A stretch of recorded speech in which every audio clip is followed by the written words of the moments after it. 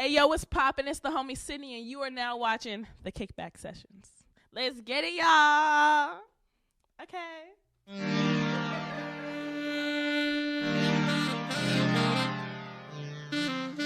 Hey, yo, what's poppin'? It's your girl, the homie Sydney, and we are here chilling, kicking back, real smooth, real groovy. Real groovy, like. Where'd you get that nickname from, just first of all? It came from my favorite movie, House Party. Okay. There's a scene in House Party where this dude gets carried off. He drunk as fuck, and we coined the term, he got grooved, because he was fucked up, so they had to carry him out. So when I was young, you be getting fucked up and getting carried out? I had my time. You used to be, that used to be you? I had my time. What age frame was that? That was like high school. High school. So, high key, me too. I'm not even, I feel so, you. When I started making music, it just kind of made sense. Like, nah, you gotta run with that. Yeah, you gotta run with that. And you're from North Carolina, right? I'm from North Carolina, Durham, to be exact. Durham. The Bull City is what they call it. The Blue City? The Bull City. The Bull City. Yeah. What does that symbolize to you? Strength. Strength. And when do you think you started to really like hone in on your strength? Is there like a moment in time, or was it like a period? Probably when I became an adult, really just got out of high school and really just knew I had to just make moves on my own and just get the fuck out of there, for real, because it was a distraction. So it was just more so like, all right, it's time for you to take what you've learned on the fucking road. And that independence and confidence you had, is that something you feel like you always had, or was that something in high school you were so ready to pursue your dream? Yeah, you just chose always, yeah. So tell me about how you grew up then. What was your family structure like? My family structure, well, thankfully I have both of my parents in my life. They still married to this day. I grew up in a church household. My pops was a preacher. So I went to church all the fucking time, all the time. So I actually attribute church or gospel music to be like my first inspiration for real. Like, tell me about the first gospel song that really spoke to you. I don't know if it's like one song in particular. Like, you know what I'm saying? I don't know if it's one song, but I would say like 90s gospel, early 2000s gospel. Like, I don't really know no gospel other from when I'm grown. Like, you might play some shit, I don't know. But like early shit that I grew up on, love it. And what about gospel music did you gravitate towards? The musicality of it, honestly, like is very like, especially in the 90s, like the music was crazy. Like just the musicality of it just made me want to know, like, how the fuck did this sound like so big? For sure. Like, what's the structure of it? So shit, it just made me like want to become a musician, and it just made me like try to figure out how. Yeah. And how were you even finding your music at that age? How was I finding music? Yeah, because some people, they were just hearing in a household. Well, other people were just like, I'm gonna tell really you, just digging. Honestly, I was sneaking because it wasn't like allowed at first. What do you mean it wasn't allowed? Well, I mean, my pops was a preacher. He really wasn't. So I had to get smooth with that remote. Like, oh, this nigga over there, MTV, right, BT. Facts. I just had to make sure I had ESPN on last. Hit that last button. You know what I mean? As soon as my nigga walk in. Switch right back. Yeah, oh God. So as soon as he come in, I got quick with it. But I think just not having access to it just made me like, man, it just made me more adventurous with more it. thirsty for that, for that exposure to that, yeah, way that more kind thirsty, of side. way more thirsty Hell for yeah. it. Yeah. And with that gospel music you were listening to, how did it make you feel? Gospel always just put you in a good mood, just make you feel good. And I take that for my music. Like, when people always ask me how you explain your sound, I'm like, I just make feel good shit. I think that's what groove and the name, it just all coexist. Because I try to make like shit that's going to make you feel away. And what producers impacted you while you were growing up? What producers didn't impact me? Do you have a top? You know that everyone's talking about that top 50 producer list. Yeah, I've seen. Can you give me a couple that are on your list? I've It doesn't have to be in order. Of those, no order in particular. No order in particular. But Pharrell, just a couple. of course. Pharrell, Timbaland, Organized Noise, Ninth Wonder, Childish Major, Zaytoven, Just Blaze, Kanye. Like, I can go on and on. Pimp C. Like, I learned from just being in North Carolina. It's like we right in the middle of everything. And also, a lot of people don't know, I went to like a private school, and like the private school had like boarding students that played basketball from like all over the country. So these niggas would bring What school in was this? Mount Zion. Oh, interesting. Yeah, Mount Zion. Like you can look it up. Tracy McGrady went there. There's a lot of niggas went to the NBA. Sounds familiar. Yeah, but a lot of niggas came to my school and they were from different places. So like, you know, that was the first time that I got exposed to music from Texas or you know, shit that, you know, this was way before the streaming era. You know what I'm saying? So the only way you would have access to it is if somebody had it on hand. So like that helped me a lot as far as like growing my sound, I would say. I want to touch on the private school aspect. I went to private school too. Yeah. And I hated that shit. I didn't fit in. No one fucked with me. Were you a kid who really acclimated in that private school? I'm gonna tell you another thing, man. I hated it too. But another thing about my pops, back to my pops, this nigga was my principal. Like this nigga was my assistant principal. So it's it was kinda like my school for real. Yeah. It was kinda like my school. Like I'm the youngest of 3 boys too, so it's like my brother really ran the shit. Then my brother who came after me, like he ran the shit. Then I really So you kind of stepped in that. You stepped in that shit. You was in there. Yeah. So I mean, it had its perks, but I definitely hated it. Like it was like the ratio between females and women. Females and males was like, bruh. I might have had like less than 20 girls in my class. Did us? Like it was a small. How was it? How was it race-wise? Race-wise, all black. Okay. All black. Okay, that shit's different. Other than other exchange students that would come and play basketball. Though. Yeah. That's nice. Like my private school was all white. I was one of 3 black girls. Nah, it was all black. And it was all girls. It was all black with just a few girls. And the girls that was there was like, I damn near grew up with my whole life. So it was like, that shit was too close. I damn near hated them about it. Yeah. But the good thing about it was like the poppin' high school on my side of town was literally right next door to my school. So it's like, so you just had a lot. I was very popular over there. Like people's like, high heat everywhere, and we never see this nigga in school, but they didn't know I went to the private school. So you was just moving and mingling. Yeah, man, I always been a mover. What's your sign? Capricorn. Oh gosh. Why you saying that? I feel like Capricorn is like the strongest.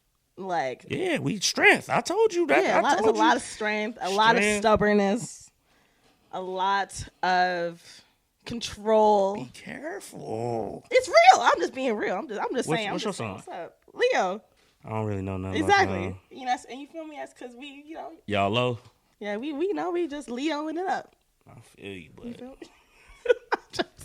I've only heard good things about Capricorns all my life. That's not true. I mean, besides the fact of them being they're hard workers. They're really hard workers. I'm telling you what I heard. I just don't believe it. We are hard workers. Capricorns. My mom was a Capricorn, and she's probably one of the most beautiful women you've ever met. Oh, she was amazing, but like she was still stubborn. But she was the strongest, the most hardworking, and like y'all do care. People meet you, say, "Where you get that from?" My mama. Ain't it right?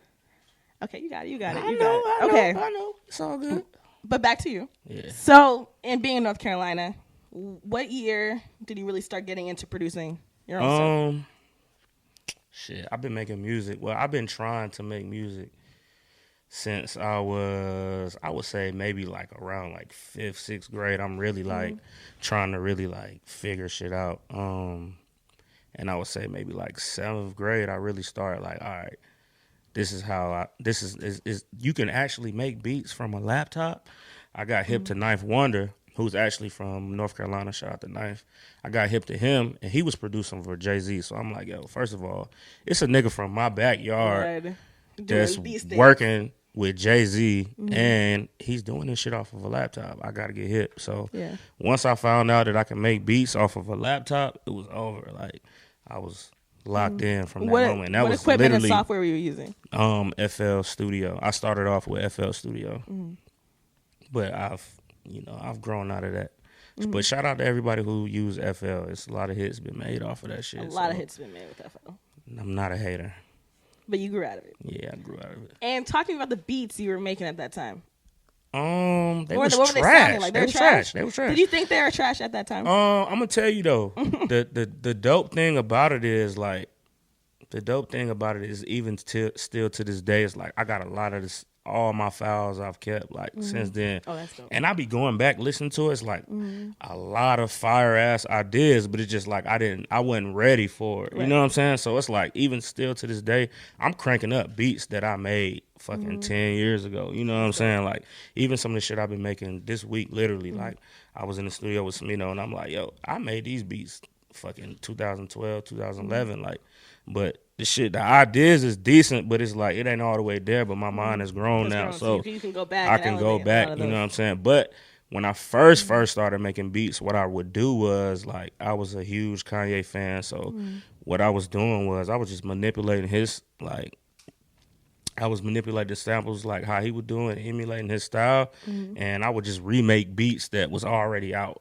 And if I could get something to sound like as close to it, like what I was hearing on the radio or whatever the fuck, I knew I was like, all right, I can do this shit. So then from that point, it's like, all right, let me try it with my own sounds and let me figure it out. How would you describe the sound you started to build?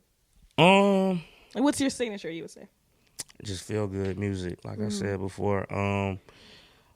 My sound from then, I came from just the sample era. So, like, I'm always sampling shit, but now it's like sampling in a different way. Like we using more musicians now, so it's like it's way more organic. But like sampling, it trained my ears to know how some shit's supposed to sound, because these are already songs that's already been composed and they already damn near perfect in their own way. So it's like taking from that or those pieces that I took from it, it's like that should train my ears to know, like now I can go find musicians and like, nah, play it like this. And I don't play any instruments. Really? Like, you know what I mean? I fiddle. You feel me? Like I dabble, I fiddle, you feel me? But I just know how shit's supposed to sound. Yeah.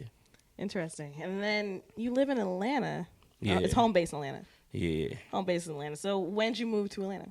2011. How was that transition? Oh man, Carolina boy. It was crazy because, like I said, I went to private school majority of my lifetime. So like growing up in like a small environment, like damn near around the same few people my whole life. Like I'm tired of seeing y'all niggas. You feel me? You wanted to meet hella right. people. So and then when I went to college, I ended up getting into this private school in Raleigh. That was an art school where I was studying audio engineering.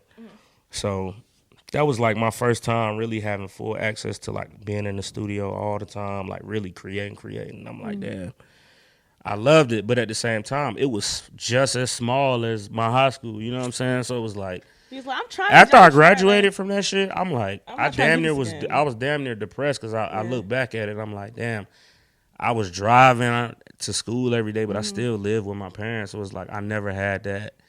Like independent, like that independent. You feel me? Like you know what I'm saying. Even though I did what I wanted to do, but it just you wanted to get away, you know and kind of make your own name for yourself outside of your family. For sure. And when you went to Atlanta, were you able to start like? It wasn't an immediate start. It was more so like I was bullshitting. I got out there. It was like, oh, this shit fun. Like you know what I'm saying? Like I got out there. I had a girlfriend at the time, man. Ooh. Was she also in Atlanta or was she? Nah, she was in North Carolina. Okay. And unfortunately, at the time, she was like a crutch. So I was like, yo, I would always go back to North Carolina. Like, man, I'm finna go. You know what I mean? I'm finna go. It happened. So it took me a long time to really snap out of that shit. I'm like, nah, I'm about to really get on my shit. So once that happened, it was like, all right. Came down here, got a job, and really started moving around and shit. And shit, once I started moving around, shit really just took the fuck off. But it was just more so like I had to put myself in that right mindset. What was the igniting moment that made you ready to take off? Man, I just got tired of just like, you know what I'm saying? You know when you just don't really know when some shit gonna pop off, so you just gotta when you tell yourself like, damn, I really ain't even doing shit. Like, you know what I mean? Like that's just a hard pill to swallow, but definitely. I had to. So, and then you linked up with Childish Major. When how much longer from there to when you met him? I met Childish.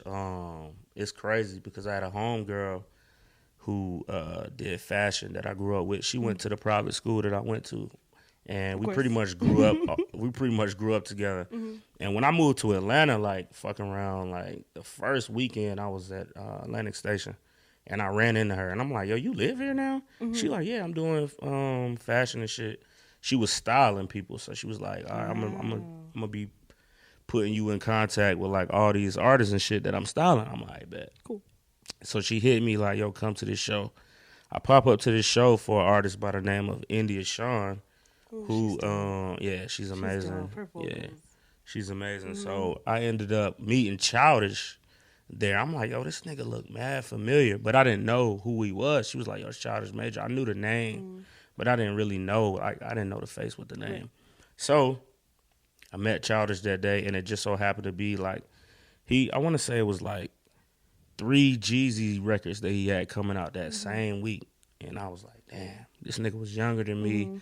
That shit just put the fire under my ass. I'm like, bro, I just got to fuck with niggas like you. You can feel me? Because he just immediately inspired me. And he's from the crib. I'm like, you from South Carolina? Like, definitely you know what I mean? So family moment. I linked up with him and had lost contact with bro for like a year or something. Didn't even see bro for a minute. And I remember the girl that I was dating at the time, she came to Atlanta one time, and I was at the mall with her, and I seen Childish and Deshaun like walking. I'm like, oh, I gotta catch this nigga. Right. I'm damn near chasing this nigga in the mall to get his number again. You feel me? He don't even remember this shit. Yeah. Damn near chasing, bro. Never linked up with him too. Never linked up with him. Like, so. Fast forward maybe like a couple more months. My mentor by the name of Henny the Business, he like, yo, pull up with me over to Childish spot. I'm like, bet, I already know Childish. I done met bro before, you know what I'm saying? So he remembered me, and we damn near just got cool on some shit, you know what I mean? Like, I ain't even really approach him about no music. Yeah. It was just on some just cool vibes, like nigga shit. And I'm like, bro, I'm going to just start pulling up on y'all, bringing a bottle every time. We just going to start turning it up. So maybe like the second or third time, I just had to hit him with it, bro. You know I make beats too. he was like, oh, let me hear. Like, yo, press play. So from that point on, he like, yo, you amazing. Like, I'm like, man, I was just waiting for the perfect time. You know, I don't like just to pull up and press on people. Nah, I'm not one of them. Like, I'm gonna be the nigga in the back of the room. You'll never know who I am until, you know what I mean, it's my time to say speak. You feel me? So linked up with Childish, and from that point on, like I just started coming to the studio, and this is like early. This is like early Childish. Like, this is like when I first met Childish. He's playing me his album at the time, and he like, yo, I got this shit, my whole album done. It was like kind of R&B, it was kind of rap, it was like some experimental shit in there, and I was like, bruh, I can hear what your shit need to be. You know what I mean? Like, this ain't it. You feel me? This might not. You ain't ready. You feel me? Like, and he trusted me enough to be like, all right, let's just cook. Let's just keep working. So the more and more we started working, he just began to really, really craft his own sound. Yeah. You know what I'm saying? And he damn near had 3 projects that he thought he was gonna put out before. He makes so much before Woosah. You know what I'm saying? So when I met him was around the first one. Then he had a second one. Then the third one was like one that I damn near produced like, I want to say like 6 or 8 of 11 songs, you know what I mean? And then that shit got scratched. And then Woosah. You feel me? So it's like, it's amazing to see. What about Woosah was like the final product where it was like, okay, let's. I mean, it just made sense. Like, he just hit a pocket that was crazy. Like, and shit. When you got to scratch songs, you just got to scratch songs. Like, at the same time, he was hitting a pocket that was just so amazing. The growth was just so visible. Like, I remember one time, He made like You Don't Even Know. I mean, not You Don't Even Know. He made what's the fucking song he got? The 2K song, the big song he got on 2K. Whatever that song is, but he made that song and maybe like 3 other songs in Woosah, damn near in like 2 weeks. You know what I'm saying? Shame, all that shit, like back to back to back to back. Like, he was just in his bag, so it was going crazy. So, and what was the first placement y'all had together that was like the first favorite placement that I had with him? Honestly, I don't even think none of my music has came out with Childish until this album. Until this album. Until this album right now, The Dirt Road Diamond is coming out. So then you're September 5th. September 5th. I saw that. Shameless plug. And then your favorite placement. My favorite placement, I think it's yet to come out. It's yet to come out. It's yet to come out. I'm just now getting started. Like I know, but I got like a lot of early underground shit that people know about, but so then the most special one would have to just be the most special one. I think Sacrifices is probably the most meaningful one to date, just because of the meaning behind the whole song. Like it's just what did the song mean to you? It's a clear representation of my career, my life. Like you know what I mean. Everything that I've put in to get to this point where the door is finally open for me. You know what I'm saying? It's like all sacrifices. You feel me? Like even just that song, the way the song came about, like crazy. You know what I mean? Like it's I can't even explain just all the things that I've been through just to get to that moment, to even get to the Dreamville sessions. You know what I'm saying? Like I just knew I had to get something on that fucking album. Like I had to. Like that was and that was important for me to that week was important for me as well, just as a producer. I'm like, yo, I gotta really separate myself. Like I probably was the only producer who stayed overnight like twice. But you knew what it had to get there. I had to. I don't ask permission. I just do. And it gets done. And it got done. And it got done. It's amazing. I think it's amazing too. That song made me cry the first time I heard it. It spoke so many volumes to me. Like I saw all over Twitter too. It wasn't just me. Like everybody felt that song. Everyone had a story they attached with that song. That's why I never brought a producer on alone to tell their story on the show. But like this song. And you, in general, just put together, too. I was like, okay, now I need the story behind the song. I need you to come on and share your story. And this song was just so powerful. It all just resonated with me so much. What's your favorite part of the song? Probably J. Cole's verse. Wow. I resonated a lot with a lot of the bars, and like especially the part where he's talking about, I don't want to ruin it. You know when you say the wrong part? Say it.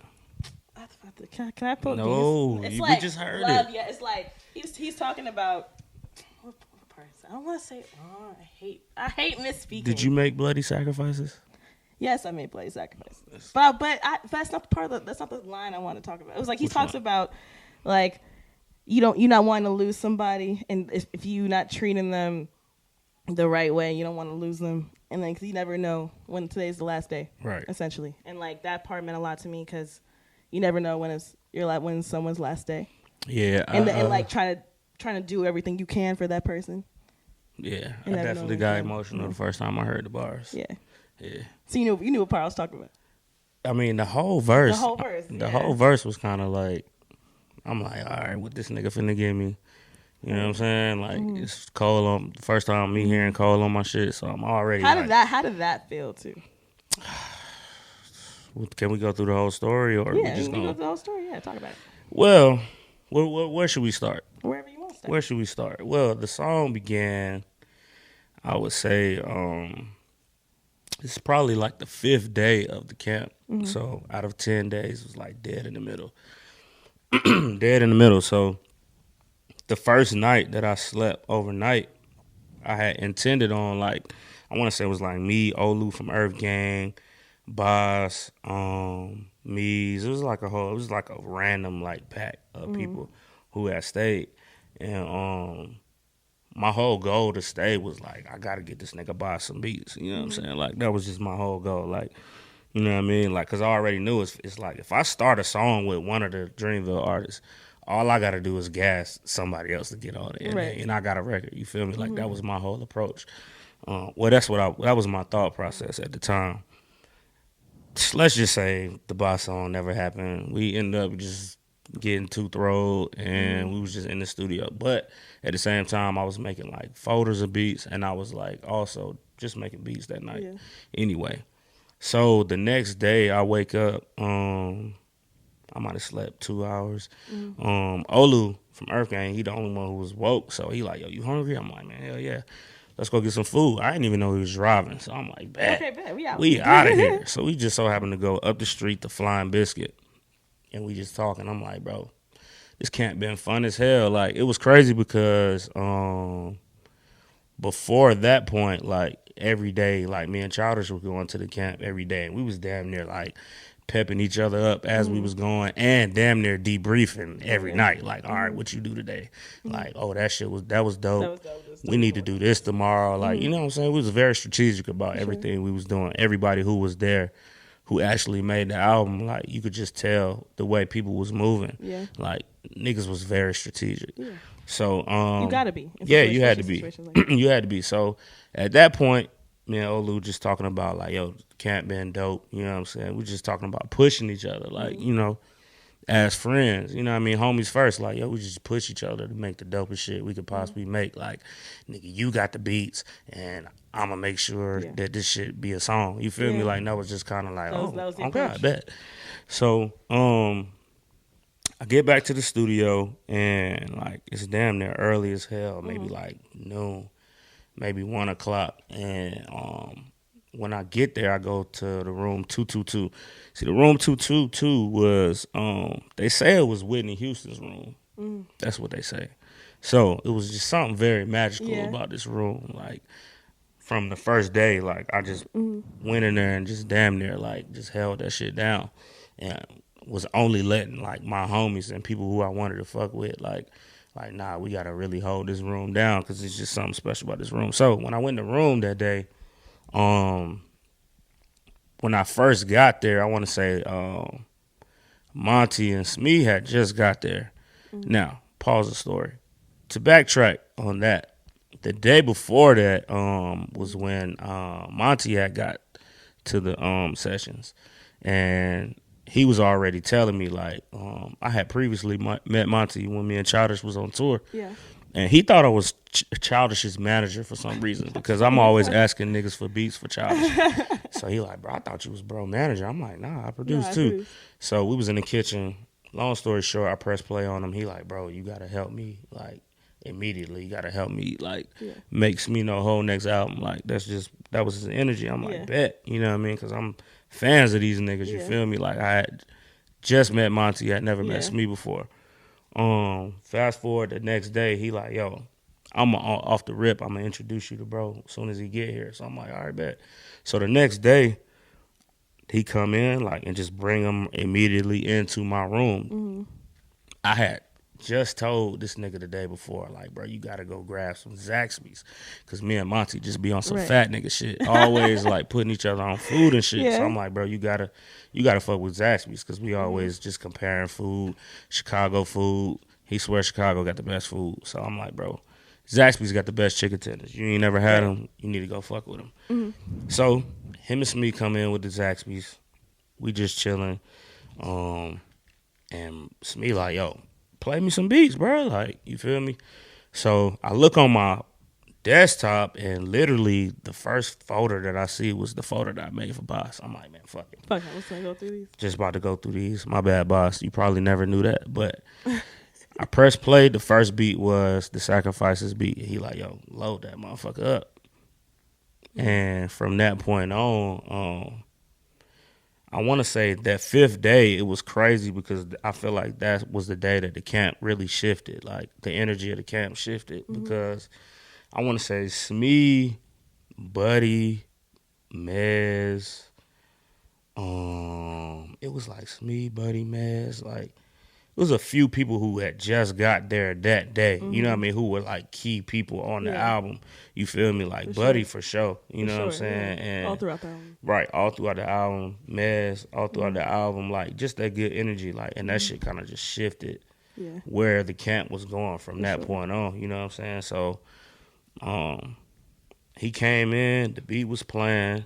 And shit, me and Olu had already just had that conversation about like just pushing each other. So his sneaky ass already knew what I'm on. Like he just come in and just sit in the corner and just start writing. And Saba came that day as well. Shout out to my nigga Saba. All the key people. So Saba, you know, he Chicago nigga and fuck with Monty and Smee real heavy. So he immediately came in the room we was in. And, I mean, the beat's just playing. I don't really have no expectations at this point. Right. It's just more so, like, I don't really know. Like, you know what I mean? I already know niggas was cooking up music fast as hell. The energy in the camp was, like, It's crazy. It was crazy because so many songs was getting lost. So as a producer, you scared as hell because it's like we was making so much shit.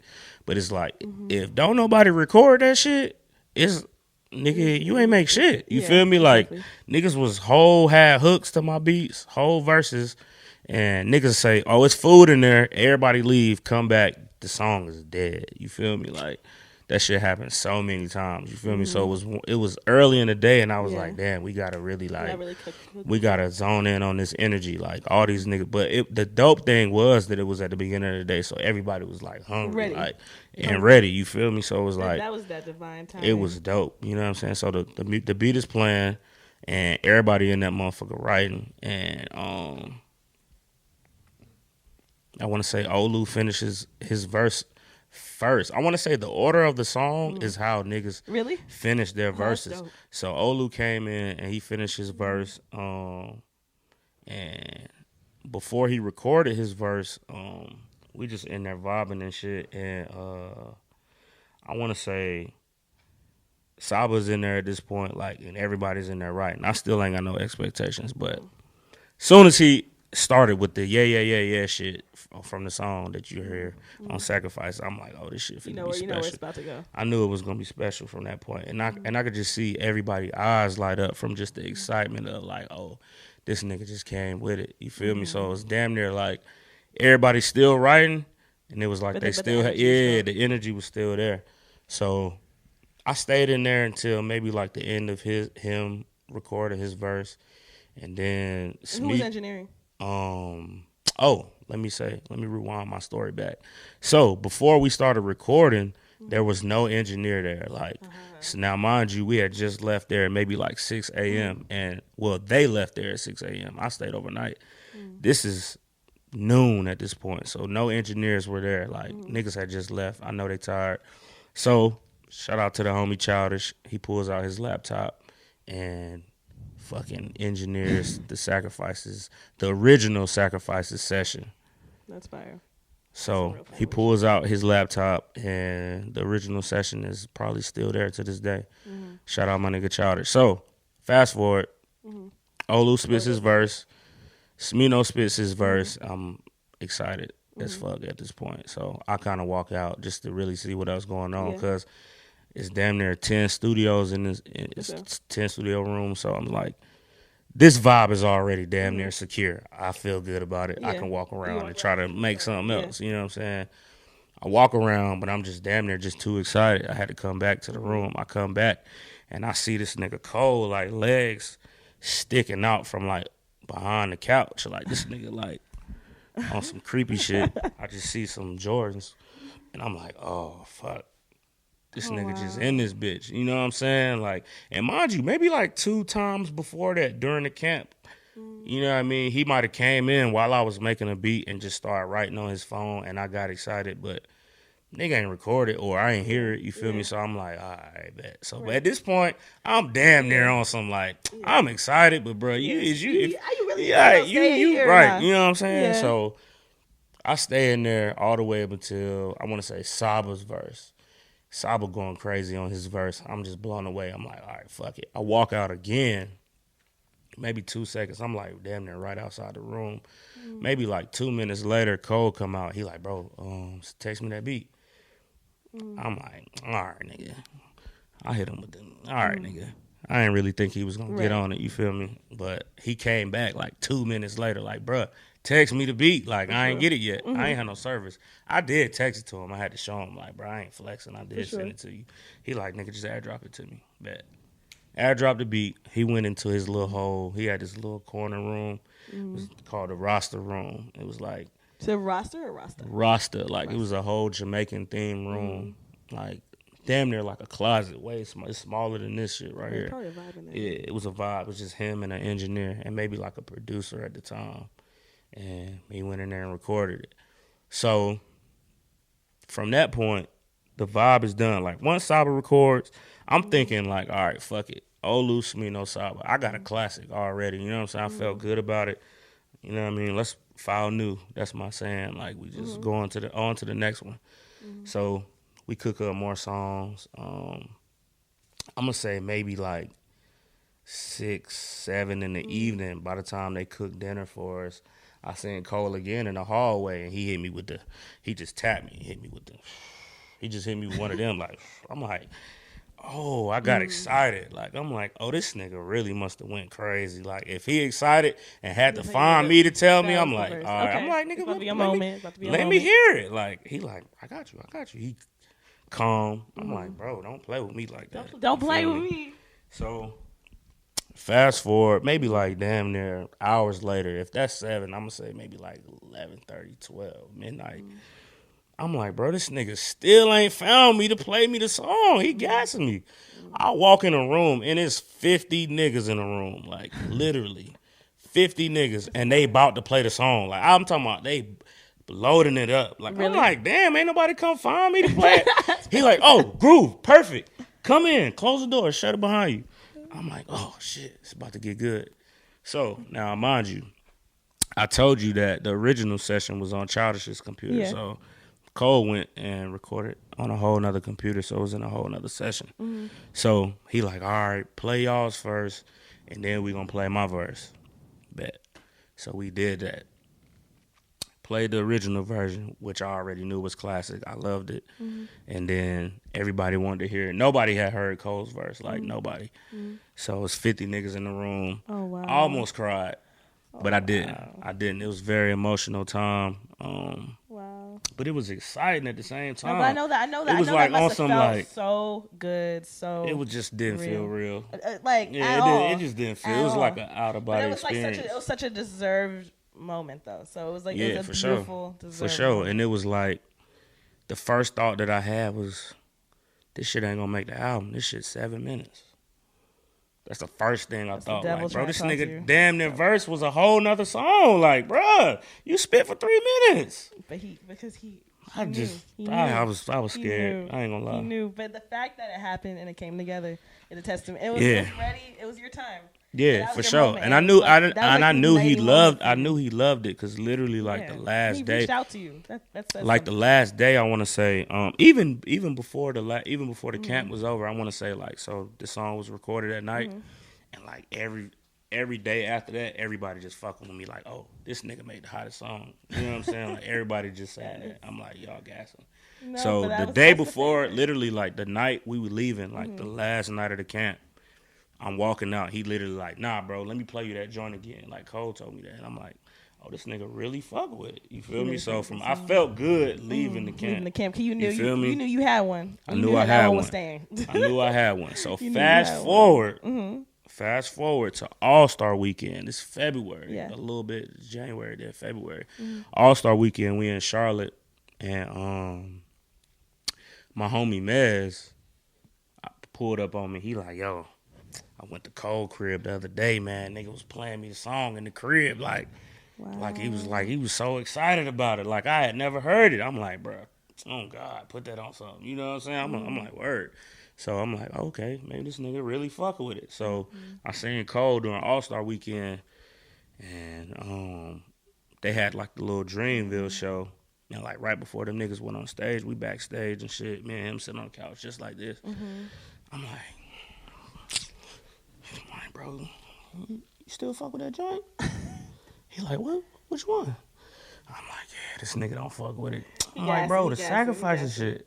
He like, nigga, that's my favorite song. I'm like, I ain't gonna question it no more. I knew it was going on the album from that point on. I just knew it was going on the album. The bag was secured. I knew it was going on the album. Yeah, for sure. I know that was special. Nah. So fast forward to now, how do you plan on moving forward? Man, What's coming? So the next thing we got. See, I was born for this. You know what I'm saying? I've been doing this shit for a long time. So it's like, even though people might think Sacrifices was the first one, I had so much shit in the can. So we got Childish coming in about next week. Matter of fact, September 5th. You said 9/5, right? Yeah, September the 5th. We got Childish, Dirt Road Diamond coming. I got 3 joints on there. Fire. A joint with him and Ludacris. And that's on the album too? Yeah, that's on the album. That shit. Then we got something special on Earth Gang joint. Cool. I don't want to tell y'all who featured on that one. That shit special too. But so both of those coming out in September. And then we got I don't know, man. Just so much more shit in the can, man. I'm excited. So much more shit in the can. I'm excited. We got Smino album, which is probably gonna drop like the beginning of next year, 2020, first quarter. And you all over that. I'm very excited about that shit. It's probably like the best music that I've ever made in my life or been a part of. Only because it's like I've never been pushed to this level, and then we just like really just vibe and super connect. locked in. You know what I'm saying? And that's one thing that I can say that I'm like super blessed from the Dreamville sessions. Like I tell Cole and Eve this shit all the time. It's like, yo, y'all niggas definitely changed my life with the placement, but even beyond that, the true testimony is like, you know, the family that niggas created. You know what I'm saying? Like, and even then, it's like you damn near got to do a documentary like 5-10 years later to just say like, all right, what it did. You know what I'm saying? Because you can't really see what it's doing yet. Definitely. But it's like that shit really created a family. Everybody who was a part of that album, like everybody album from this point on gonna be fire because we all fuck with each other. We pulling up on each other, and we on some like pushing each other. Like everything got to be fire. You all know what you're capable of, and how far y'all can go. Everybody know what they're capable of now from this point. So it's like that's the dope part about it. And I'm trying to be on everybody's album. And you gonna be. I'm definitely gonna be on every. You gonna be on every album. On God. Well, I'm happy for you, man. I'm happy for you. Look at this shit. I appreciate you. I'm in here. This couch motherfucking plush as hell. Fuck around and take a nap. As soon as you press cut. We don't sleep on this couch. This couch has to stay for the guests. You want to be on a couch that people just be. I probably would sweat this shit out. That motherfucking velvet we can't stand that velvet just hot on my neck. And this light is hot. The light is crazy. This light's hot. But I appreciate you for coming on the Cake Back shining though. Thank you. You shining. You trying. Okay. I'm joking. Just got a little air in my face. Sorry, my bad. It's all good. But yes, thank you for coming on the Cake Back. Thank you. Thank you to Kickback.